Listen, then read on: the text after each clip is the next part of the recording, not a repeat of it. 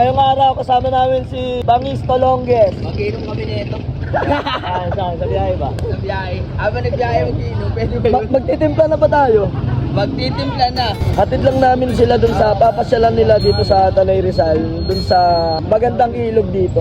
Ingat. Papunta namin sa Palok. Ihatid namin ang mga ilog ng Tanay Rizal. Tapa ang panahon ano. Ang inita ng araw, masarap talaga mag-swimming sa Daraitan. Paano mag-drive ang pogi? Yan guys, andito namin sa Sampaloc. Hindi ko naman nahayaan na hindi matikman nila Bangis yung masarap na lomi dito sa Tanay. Tungkoy! Mga tropa ni Bangis. Yeah. Kain na muna kami. Sarap nito. Salamat Tungkoy. Siyempre sa Tagawad. Basta mag-lomi. Sila hindi pa. Paborito kasi talaga. Malapit namin sa Daraitan. Ilang ilog tatawilin natin? Isa lang nga eh. Isa lang, pero malalim. Pero pahaba. Ano ko, may preno pa tayo? Wala tayong preno. Ang mahalaga, adventure.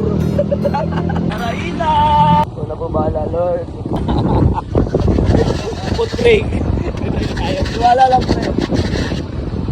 Wala sa amin ni Maribel, nakasusa si Nelas eh. Ang mahalaga may ilaw. Salamat, patag na. Napakaganda. Dito namin sa Daraitan, kaso medyo malalim yung tubig. Kailangan pa namin tumawid dun sa ilog. Nasa likod ko si Labangis. Ako yung inatasan na riders na mag-guide sa kanila. Saka alam ko kasi mga senyas-senyas eh. Katulad dito, ang tawag dito, liko. Tapos ang tawag dito, kaliko yung daan. Ang tawag dito, stop. Tapos ito pa ahon.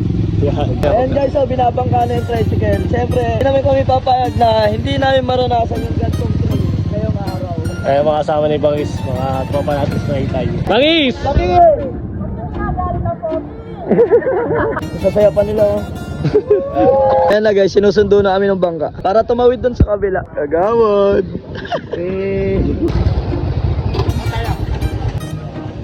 May deliver. Tagal ng parcel ko. Kulang na yung 25. Bayaran ko na lang mamaya. Thank you, kuya. Boss. Magandang umaga. Sabay na kayo sa amin. Malapit na, 3 oras na lang. Yung preno lalay lang. Yung busina ko, 32 na lang yan. Nagamit na natin yung pito. Yung ibang natitira, gamitin mo sa mga playadong sitwasyon. Hindi na, tubig pinagdaanan namin. Ngayon naman, lubak.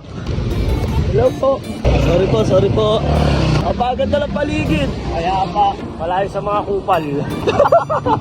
Boss, pwede magkaroon. Saan po rin yung pang-photo kayo sa plan nyo? Kaya posting yan lang, pakita ka dyan. Ito ang unang post. Kaya posting yan. Talaga dyan. Lihim na lagusan. Ayan. Grabe yung daan, tunnel oh. Ayan, bago kami makapunta sa camp. Puntahan mo na ang kaibigan kanin. Kambiyangan eh. Kaibigan. Kaybyang tunnel. Yay! Paganda dito. Kung gusto mo mag-relax, punta lang dito. May madadaanan ka pang tunnel. Astig! Uy, putik. Umahatoy. Alalay lang. Alalay lang pre. Namumutla ako pag natatakot. Dahan-dahan lang, medyo madulas. Sa kabila ng biyahe, may paalala. Laban lang. Maganda ba? Daraitan Pati nga. Camp Moto.